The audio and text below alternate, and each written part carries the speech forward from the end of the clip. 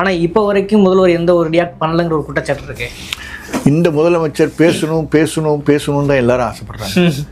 நான் சபரிவர்மன் இறந்ததோட அவங்க postmortem report வந்திருக்கு. 19 இடத்துல அவங்க உடம்புல காயம் ஏற்படுத்தி இருக்கதாட்டு ரிப்போர்ட் கொடுத்துருக்காங்க. மேக்சிமம் அவருடைய வலது கை ஊனம், அந்த ஊனமுற்ற கையையே 3 இடத்துல உடைச்சிருக்காங்க. காலு ரைட் காலையும் ரெட் காலையும் இந்த நீல் பக்கத்தில் உடைச்சிருக்காங்க. சிறையில் ஏற்பட்டாலும் சரி, காவல் நிலையத்தில் ஏற்பட்டாலும் சரி, உடனடியாக நடவடிக்கை எடுக்கக்கூடிய ஒரு ஆட்சியாக எங்களுடைய ஆட்சி இருக்கும் என்பதை அவர் வெளிப்படையாக கூறுகிறார். அதை மறந்து விடாதீர்கள் என்று அவருக்கு ஞாபகப்படுத்துகின்ற அதே நேரத்தில் சிறை அதிகாரிகள் பொறுப்போ மருத்துவர்கள் பொறுப்போ அவர்கள் எல்லாம் இதில் கோர்க்க வேண்டும். அவர்களின் கைது செய்யப்பட வேண்டும். கோடிக்கணக்கான ரூபாய் ஊழல் சிறைத்துறையில் நடக்கிறது என்ற குற்றச்சாட்டை நான் பகிரங்கமாக வைக்கிறேன். தயவு செய்து டிஜிபியிடம் நிர்மல்குமார் அவர்கள். வணக்கம், இது அறத்தின் கழகம். இன்று நாம் சந்திக்கிற மிக முக்கியமான மனித உரிமை செயல்பாட்டாளர் வழக்கறிஞர் திரு கண்டிடிவேன் அவர்கள். சார் வணக்கம். வணக்கம். வணக்கம். குறிப்பாக ஆட்சிகள் மாறினாலும் காட்சிகள் மாறுதல் என்பது போல் உங்களுக்கு மட்டும் தொடர் வேலை இருந்து கொண்டே இருப்பது போல தோன்றுகிறது. ஆகாஷ் போன ஆட்சியில் ஒரு பெரிய பேசுபொருளாக மாறினார். அதில் நேரடியாக நீங்கள் வழக்காடினீங்க. இன்றைக்கி சபரிவர்மன் லாக்அப் டெத் என்பது கிட்டத்தட்ட உறுதியாக இருக்கிறது. இன்றைக்கி கூட பார்த்தீங்கன்னா ஒரு 8 பேரை சஸ்பெண்ட் பண்ணிக்கான்னு நினைக்கிறேன். என்ன நடக்கிறது, எப்படி பார்க்குறீங்க? சபரிவர்மன் வழக்கு சம்பந்தமாக பேசுகிறீங்கன்னா, நம்ம நேற்று 3 பேர் கைதாகிருக்கிறாங்க. ஸோ ஆட்சிகள் மாறி இருக்கு, காட்சிகள் மாறி இருக்கு, செயல்பாடுகளும் மாறி இருக்கு. ஓகே, பழைய செயல்பாடுகள் கிடையாது. 3 பேர் கைதாகிருக்கிறாங்க. இறந்த சபரிவர்மனுடைய பாடி போஸ்ட்மார்ட்டம் முடித்து பிஎம் ரிப்போர்ட் உடனடியாக குடும்பத்திடம் கொடுக்கப்பட்டு இன்னும் வீடியோ டேப் இன்னும் கொடுக்கப்படவில்லை. ஆகவே அவங்க பாடியை வாங்காமல் இருக்காங்க. காம்பன்சேஷன் இன்னும் கொடுக்கப்படவில்லை. அந்த குடும்பத்திற்கு வேறு எதுவும் செய்யவில்லை. செய்து விடுவார்கள் என்ற வேண்டுகோளை நம்ம இப்போ வைக்கலாம். ஓகே, எதிர்பார்ப்பு இருக்கான்னு தெரியல, ஆனால் வேண்டுகோளை வைக்கலாம். அதனால் ஆட்சிகள் மாறி இருக்கு, காட்சிகள் மாறி இருக்கு. சிறைத்துறை மாறவில்லை, காவல்துறை மாறவில்லை.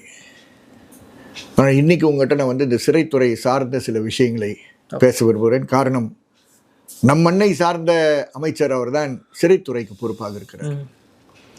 ஆகவே ஒரு பக்கத்தில் அவர்கள் வேகமாக வேலை செய்திருக்கிறார்கள் என்பது அவர்கள் செல்லுகின்ற பாதை நேர்மையாக இருக்கு என்று நாம் கருதினாலும், சிறைத்துறையில் பல விஷயங்கள் அவருடைய காதுகளுக்கே எட்டாத அளவிற்கு சிறைத்துறை பாதுகாத்து வைத்துக்கொள்ளும்.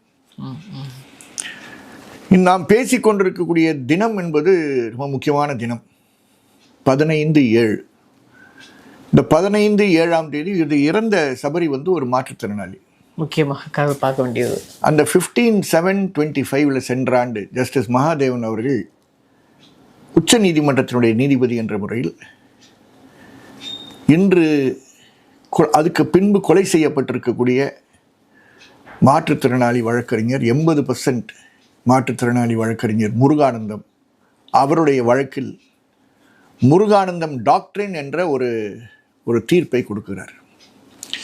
மிக முக்கியமான ஒரு தீர்ப்பு அது. அந்த தீர்ப்பில் அவர் கூறுவது, அட்மிஷன் நேரத்திலேயே உங்களுக்கு மாற்றுத்திறனாளிகள் இருந்தால் அவங்கள நீங்கள் குறிப்பிட்டு ரெஜிஸ்டர் பண்ண வேண்டும் என்று. நாகர்கோவில் சிறையில் அதை செய்தார்களா என்று அமைச்சர் அவர் உடனடியாக எல்லா இடத்துக்கும் வேகமாக போகிறாங்கல்ல, சிறைக்கு போட்டோம். வீல் சேர்ஸ் இருக்கணுன்றாங்க. இதுக்கு எல்லாத்துக்குமே நாங்கள் இந்த தீர்ப்பு வந்த பிற்பாடு ஆர்டிஐ போட்டு எல்லாத்தையும் வாங்கி வச்சுருக்கோம். அதனால் அவங்க சென்ற ஆட்சின்னு சொன்னாங்கன்னா, சென்ற ஆட்சியில் என்ன செய்யலைன்ற பட்டியல்லாம் எங்கிட்ட இருக்குது, இல்லாமல் கிடையாது. எல்லா சிறைகள்லையும் இந்த மாற்றுத்திறனாளிகளுக்கு என்ன சொல்கிறது, ஃபிசியோதெரப்பி கொடுப்பதற்கு வசதிகள் இருக்க வேண்டும் என்று கூறியிருக்கிறார்கள். அந்த சிறைத்துறை மாற்றுத்திறனாளிகள் போய் வசதியாக மூவ் பண்ணுறதுக்கான அக்சசிபிலிட்டி இருக்கான்னு பார்க்கணுன்னு சொல்லியிருக்காங்க. இதெல்லாம் நாகர்கோயிலில் இல்லைன்றது வள்ளிநாயகம் போராடிட்டார். வள்ளிநாயகம் மேலே திமுக ஆட்சியில் வள்ளிநாயகத்துக்கு எதிராக வழக்குகள் போட்டு அது ஸ்டே பண்ணி வச்சுருக்கோம். அந்த வள்ளிநாயகம் வீல் சேர் பவுண்ட் வள்ளிநாயகத்தை இந்த நீதித்துறை அவர்களுடைய ஆட்சியில் இதே சப்ஜெயிலுக்கு அனுப்பினார்கள். அவருக்கு காலுக்கு வயிற்றுக்கு கீழே ஒன்றுமே கிடையாது. அவர் டாய்லெட் போனோம்னா வயிற்றை அப்படியே காலி பண்ணி தான் காலி பண்ணணும். இவரை கொண்டு போய் சிறையில் அடைத்தார்கள். அப்போ இந்த தீர்ப்பு கிடையாது. அந்த வள்ளிநாயகம் இன்னும் நாகர்கோயிலில் உயிரோடு இருக்கார். ஸோ வள்ளிநாயகம் வந்து இதுக்கு முன்னாடி வந்து பல போராட்டங்கள் நடத்தினார். சபரி இன்று அவர் இறப்பின் மூலமாக தூங்கி கொண்டு இருக்கக்கூடிய சிறைத்துறையை எழுப்பக்கூடிய ஒரு ஆவியாக அது மாறுகிறார். இந்த கொலை வந்து சாதாரண கொலை கிடையாது. 3 நபர்கள் மட்டும் செய்திருக்கக்கூடிய கொலை கிடையாது. 6 மணிக்கு காலையில் அவர் இறக்கிறார். ஓகே. அப்போ இரவில் சம்பவம் நடந்திருக்கு. இப்போ இரவில் வந்து வெறும் ஹெட் கான்ஸ்டபிள் 2 பேர் மட்டும்தான் இருக்காங்களா? இவருக்கு இப்படி ஒரு தாக்குதல் நடந்திருக்குன்னு சொன்னால் சிறையில் வந்து மருத்துவ உதவி செய்வதற்கு யாரும் மருத்துவர்கள் வரலையா? எப்படி பாடி வந்து இங்கேருந்து சப்ஜெயிலிருந்து உங்களுக்கு ஆசாரிப்பள்ளம் மருத்துவக் கல்லூரி மருத்துவமனைக்கு செல்வதற்கு முன்பு இறந்து ஆஸ்பத்திரியில் பெறப்படுகிறது? அப்போது பல நபர்கள், உயர் அதிகாரிகள், சிறைத்துறை அதிகாரிகள் இந்த தகவல் தெரிந்து செயல்படாமல் இருந்திருக்கிறார்கள் அல்லது கட்டளையிட்டிருப்பார்கள். அந்த கட்டளையிட்டவர்கள் கமாண்ட் ரெஸ்பான்சிபிலிட்டி பிரின்சிபலில் இந்த வழக்கில் சேர்க்க வேண்டும் என்ற முதல் கோரிக்கை இருக்குது. 3 நபர்கள் நீங்கள் பலியாக்கியிருக்கீங்க, ஆனால் எப்பொழுதும் உயர் அதிகாரிகளை பாதுகாப்பீர்கள். அந்த பாதுகாப்பு செயல் இதில் நடக்கக்கூடாது. அதுதான் திமுக மாடல். ஓகே. திமுகவுக்கும் டிவிக்கு வித்தியாசம் வேணும். உனக்கு வந்து மடப்புறம் கேஸில் வழக்கில் பின்னே சேர்க்கப்பட்டிருக்கக்கூடிய ரமேஷ்குமாரை, திருப்போணம் காவல்துறை இன்ஸ்பெக்டராக இருந்த ரமேஷ்குமாரை சஸ்பெண்டே பண்ணாமல் மார்ச் மாதம் 7ஆம் தேதி கொலை செய்யப்பட்ட ஆகாஷ் மானாமதுரை காவல் நிலையத்துக்கு இன்ஸ்பெக்டரை போட்டு இன்னைக்கு அங்கே வேலை பார்த்துட்டு இருக்காரு. இதுதான் அவர்களுடைய ஆட்சி. உங்களுடைய ஆட்சி அதே போல இருக்கக்கூடாது என்றால் நீங்கள் தயவு செய்து இதில் யார் உயர் அதிகாரிகள் இருக்கிறார்கள் என்பது எந்த பாரபட்சம் இல்லாமல். ஆகாஷ் சார்ஜ் ஷீட் போட்டாங்க இல்லையா? ஆகாஷ் வழக்கில் சார்ஜ் ஷீட் போட்டிருக்காங்க. நான் கேட்கறது வந்து அந்த போலீஸ் ஸ்டேஷனில் வந்து வச்சிருக்க இன்ஸ்பெக்டர் திருப்பவனத்தில் கொலையோட சம்மந்தப்பட்டிருக்கக்கூடிய இன்ஸ்பெக்டரை. அப்போ உங்களுக்கு கொஞ்சம் கூட உணர்வே கிடையாதுன்னு தான் சொல்கிறேன். அந்த உணர்வில்லாத மனிதர்கள் நின்று பேசிக்கிட்டு இருக்காங்க லீடர் ஆஃப் ஆப்போசிஷனை. ஒரு இடத்துல கொலை நடந்திருக்கு, கொடூர கொலை நடந்திருக்கு. எந்த அளவுக்கு கொடூரம்னா, இந்த வழக்கை நாங்கள் விசாரிக்க விரும்பவில்லை, எங்கள் போலீஸ் மேலே எங்களுக்கு நம்பிக்கை இல்லை, சிபிஐ வந்து விசாரிக்கட்டும்னு ஒப்படைத்தார்கள். நான் கூட நீதிமன்றத்தில் சிபிஐ வேண்டாம் என்று வாதாடினேன். இல்லை கவர்மெண்ட்டே சொல்லிடுச்சு நாங்கள். அப்படிப்பட்ட கவர்மெண்ட் நீங்கள். ஆனால் அந்த சண்முக சுந்தரத்தையோ அந்த ரமேஷ்குமாரோ அல்லது ஸ்பெஷல் சப் இன்ஸ்பெக்டரோ இல்லை இருக்க ஹெட் கான்ஸ்டபிளோ இன்னைக்கு 3-4 பேர் வெளியே இருக்காங்க. வெளியே இருக்கவங்களை எங்கே போடுவீங்க நீங்கள்? அதே ஜூரிஸ்டிக்ஷனில் போடுவீங்களா? இறந்த அஜித்குமாரோடைய தாய்க்கு நீங்கள் ப்ரொடெக்ஷன் கொடுத்துட்டு இருக்கீங்க. பக்கத்தில் மானாமதுரை அதே கொலைக்காரனை கொண்டு போய் இன்ஸ்பெக்டராக போடுறீங்க. தப்பு இல்லையா? நீங்கள் உண்மையான நேர்மையாக இருக்கிறதுனா அவங்களை கொண்டு போய் வேறு ஜோனில் போடுங்க. வடக்கு ஜோனில் கிருஷ்ணகிரியில் போடுங்க, வேலை செய்யட்டும். எங்கே இருந்தாலும் அரசு வேலை தானே. அது என்ன மானாமதுரையில் திருப்பவனத்தில் சம்மந்தப்பட்டவனை கொண்டு போய் மானாமதுரையில் போடுறது? சில பேர் திருப்பவனத்தில் என்ன வேலை பார்த்துட்டு இருக்கான். அது இருக்கக்கூடாதுன்றதான் நிர்மல்குமார்ட்ட நம்ம சொல்கிறோம். சுட்டி காட்டுவதற்கு காரணம் திமுக பற்றி பேசுறதுக்காக கிடையாது, நிர்மல்குமார் ஐயாவுக்கு புரியணுன்ற காரணத்துக்காக சொல்றோம். கண்டிப்பாக அதை அவர்கள் நடவடிக்கை எடுக்க வேண்டும் என்று கேட்கிறார். அதான் இந்த 15/7/25 முக்கியமான நாள். உச்ச நீதிமன்றத்துடைய கட்டளை தமிழ்நாட்டில் இருக்கக்கூடிய அனைத்து சிறைகளிலும் அந்த கட்டளை நிறைவேற்றப்பட்டிருக்கிறார் என்று உங்களுடைய டிஜிபி பிரிசன்ஸ் அவர்களை அழைத்து நீங்கள் உடனடியாக கேட்க வேண்டும். அந்த நேரத்தில் கேட்கும்போது உங்களுக்கு யாரும் உதவ மாட்டார்கள். காவல் சித்திரவதைக்கு எதிரான கூட்டு இயக்கம் தான் உதவும். உங்கள் பக்கத்தில் அமர்ந்திருக்க நாங்கள் தயாராக இருக்கிறோம். ஆனால் இந்த கேள்வியை கேளுங்கள். உச்ச நீதிமன்றத்துடைய தீர்ப்பு வந்து 1 வருஷம் ஆச்சு. இன்னைக்கு 1 வருஷத்துல ஒரு அமலாக்கம் நடக்கல. நீங்க பொறுப்பெடுத்து 3 மாசம் ஆக போகுது. அப்ப நீங்கள் கண்டிப்பாக இது அமலாக்கம் செய்ய வேண்டும் என்று கேட்டுக்கிறேன். இதே 15ஆம் தேதி இதே நிர்மல்குமாருக்கு இன்னொரு முக்கியமான நாள். இது தமிழகத்தில் மற்றவங்களுக்கெல்லாம் தெரியாது, எங்களுக்கு தெரியுன்ற காரணத்தினால் சொல்ல வேண்டிய பொறுப்பு இருக்கு. சொல்றதுனால யாரையும் சேர்த்து கோத்துறாதீங்க. கோத்துருவாங்க, நிறைய பேர் கோத்துருவாங்க. இந்த கோக்கிற வேலையை கொஞ்சம் விட்டுற சொல்லுவோம். இதே 15ஆம் தேதி, இன்ஃபேக்ட் 14ஆம் தேதி பனையூர் இல்லத்தில் அவங்களுடைய அலுவலகத்தில் 20 மாவட்டங்களில் இறந்த காவல்துறையில் சித்திரவதையால் இறந்த குடும்பங்களை அழைத்து ஒரு உரையாடல் நடந்தது. முக்கியமானது. அந்த உரையாடல் வந்து ஒரு முதலமைச்சர், இப்போ முதலமைச்சர் அதில் பங்கேற்பு செய்தார். இன்று அமைச்சரவையில் இடம்பெறுகின்ற இன்க்ளூடிங் சட்டமுக்கு பொறுப்பாக இருக்கக்கூடிய, சிறைத்துறைக்கு பொறுப்பாக இருக்கக்கூடிய மாண்புமிகு நிர்மல்குமாரும் அதில் இடம்பெற்றார். அவருடைய மாண்புமிகு அமைச்சர் ஆனந்த் அவர்களில் இடம்பெற்றார்கள். ஆதவ் அர்ஜுனா அதில் இடம்பெற்றார்கள்.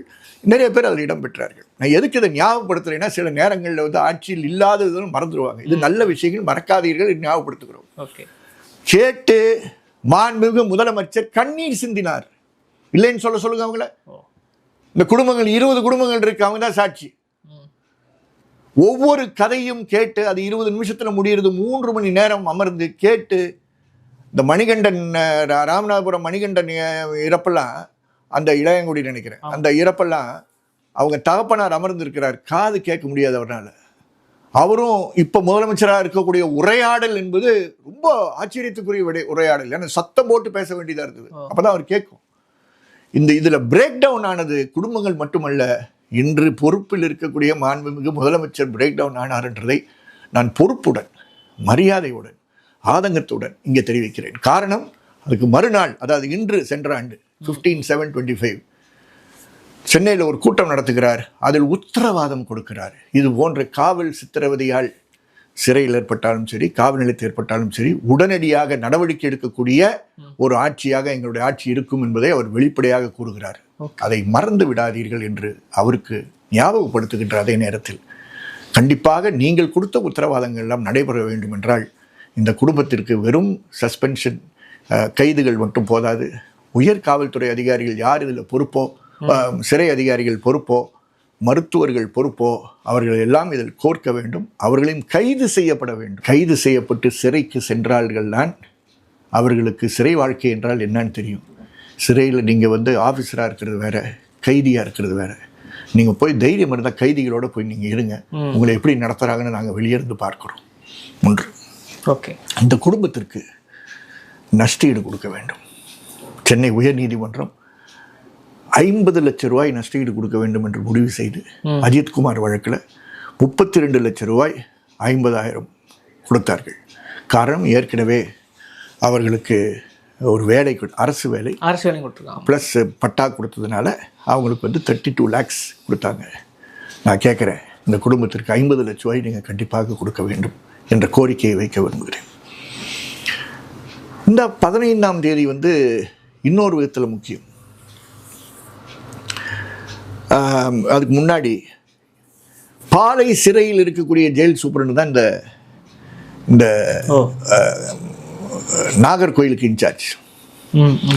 பாளை சிறைன்றது ரொம்ப விசித்திரமான சிறை என்பது மாண்புமிகு நிர்மல்குமாருடைய கவனத்திற்கு இந்த நேரத்தில் கொண்டு வரும். இந்த நேரங்களில் பேசும்போது தான் அவர்களுக்கு காதுகள் கேட்கும், செயல்படுவார்கள் என்ற நம்பிக்கை. நம்ம சும்மா குற்றம் சொல்வதற்காக இல்லை. சாதிய பாகுபாடு ஒரு சிறையில் தேசிய ரீதியில் அவமானப்பட்டு கிடக்கக்கூடிய ஒரு சிறை என்றால் அந்த சிறை. அந்த சிறையில் ஒரு அசிங்கமான நபரும் அமர்ந்து இருக்கிறார். ஒரு கோடீஸ்வரன் தாராபுரத்தில் கொலையை செய்துவிட்டு, இந்த முருகானந்தம் டாக்டரின், இன்னைக்கு டாக்டரின் இருக்குல்ல, இந்த தீர்ப்பு சொன்னேன், ஜஸ்டிஸ் மகாதேவன் கொண்டு வந்த தீர்ப்பு, அந்த தீர்ப்பில் மனுதாரராக இருந்த முருகானந்தத்தை கொலை செய்த கொலையாளி கோயம்புத்தூர் சிறையிலிருந்து மாற்றப்பட்டு தெற்க வராராம். இதெல்லாம் நமக்கு தெரியாது. சிறைத்துறைக்கு தெரியாமையா வந்தார்? இங்க இருக்கக்கூடிய தெற்க பாளையங்கோட்டை சிறையில் இருக்கக்கூடிய மற்ற குற்றவாளிகளுடன் சதியில் ஈடுபட்டு பல விஷயங்களில் ஈடுபட்டிருக்கிறார் என்று எனக்கு செவி மூலமாக கேட்கப்படுகிறேன். தயவு செய்து பாளை சிறையினுடைய சூப்பரண்ட் அவர்கள் உஷாராக இருங்கள். உங்களிடம் இருப்பது வெறும் ஒரு முதல்ல கோடீஸ்வரன் என்று நினைக்காதீர்கள். மிக மிக கொடூரமான குற்றவாளி இருந்து சென்ற வாரம் 7ஆம் தேதி அந்த வழக்கில் புகார்தாரரை தாக்கி இருக்கிறார்கள் என்று மறந்துடாதீங்க. இந்த தாக்குதல் நடக்கிற சதி வேலைகள்லாம் வெளியே நடக்கிறது இல்லை, சதி வேலைகள்லாம் சிறையில் நடக்குது என்பது வெளியே வந்திருக்கு. சிறையில் நடக்கக்கூடிய சதி வேலைகளாக இருந்தால் சிறைத்துறையில் சார்ந்தவர்கள் ரொம்ப ரொம்ப பொறுப்பாக இருக்க வேண்டிய கவனம் இருக்கு. இதை நிறுத்த வேண்டும் என்றால் தாவேகா ஆட்சி என்ன செய்ய வேண்டும்? 2023ஆம் ஆண்டு ஜனவரி மாதம் 2ஆம் தேதி இதே ஜஸ்டிஸ் மகாதேவன் மெட்ராஸ் ஹைகோர்ட்டில் ஜட்ஜாக இருக்கும்போது ஒரு தீர்ப்பளித்து நான் அஃபிஷியல் விசிட்டர்ஸ், அரசு சாரா விசிட்டர்ஸ் சிறையை பார்வையிடுவதற்கான அந்த அஃபிஷியல் விசிட்டர்ஸை தாண்டி இருக்கக்கூடியவரை நியமனம் செய்ய வேண்டும் என்று கட்டளையிட்டார்கள். இன்று வரை இது நடக்கப்படவில்லை. நான் சொல்றது 23 ஜனவரி, 24 வந்துருச்சு, 25 வந்துருச்சு, 26 வந்துருச்சு, இன்னும் நியமனம் படவில்லை. Board of visitors meeting, official நான் அஃபிஷியல் விசிட்டர்ஸை சேர்ந்து போர்ட் ஆஃப் விசிட்டர்ஸ் ஒவ்வொரு சிறைக்கும் இருக்கு. மாவட்ட ஆட்சித்தலைவர் தான் தலைவர். அவர்களுடைய மினிட்ஸ் மினிட்ஸ் வெப்சைட்டில் ஏற்றணும்னு சொல்லியிருக்காங்க. எங்கேயாவது வெப்சைட்டில் இருக்கான்னு பாருங்கள். மிஸ்டர் நிர்மல்குமார் தயவுசெய்து பாருங்கள், எங்கேயாவது போட்டிருக்கான்னு பாருங்கள்.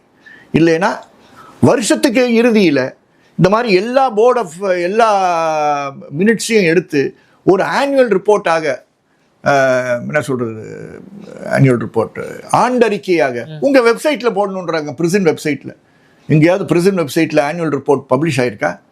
அப்போ உங்களுக்கு வேறு ஒரே ஒரு கடமை தான் இருக்குது. உங்கள் முன்னாள் டிஜிபி, நம்ம ஹெட் ஆஃப் போலீஸ் ஃபோர்ஸாக இருந்த அந்த மாண்புமிகு நபரை இப்போ டிஜிபி பிரிசன்ஸாக இருக்கார், அவரை அழைத்து இதை உடனடியாக அவரிடம் நீங்கள் கேட்டு இதை உடனடியாக சரி செய்ய வேண்டிய கடமை உங்களுக்கு உண்டு. காரணம், இது போன்ற இறப்புகள் நடக்குதுன்னு மட்டும் நான் சொல்ல, சித்திரவதை இன்னைக்கு இறந்ததுனால உங்களுக்கு எனக்கு தெரியுது. இறக்காமல் எத்தனை பேர் உள்ளே ஒவ்வொரு நாளும் தொடர்ந்து சித்திரவதையால் பாதிக்கப்படுகிறார்கள். அவர்கள் யாரிடம் இந்த கதைகளை சொல்லுவார்கள்? இலவச சட்ட உதவி ஆணைக்குழுவின் பிரதிநிதிகளாக வழக்கறிஞர்கள் செல்கிறார்கள். அவர்கள்லாம் இது போன்ற பாதிக்கப்பட்டவர்களை சந்திப்பதற்கு வாய்ப்பு இருக்கா? கிடையாது.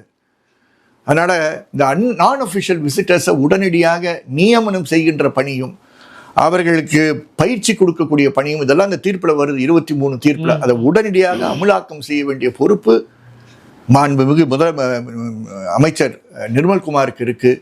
இதெல்லாம் ஒட்டுமொத்தத்தில் நடக்கிறதா என்று பார்க்க வேண்டிய பொறுப்பு மாண்புமிகு முதலமைச்சருக்கு இருக்குது என்ற அந்த கோரிக்கையை நான் இந்த நேரத்தில் வைத்து, அது ஏன் இப்போ பொறுப்பு முக்கியம்னா, எல்லா ஜெயிலையும் இன்னைக்கு இண்டஸ்ட்ரீஸ் நடந்துகிட்டு இருக்கு.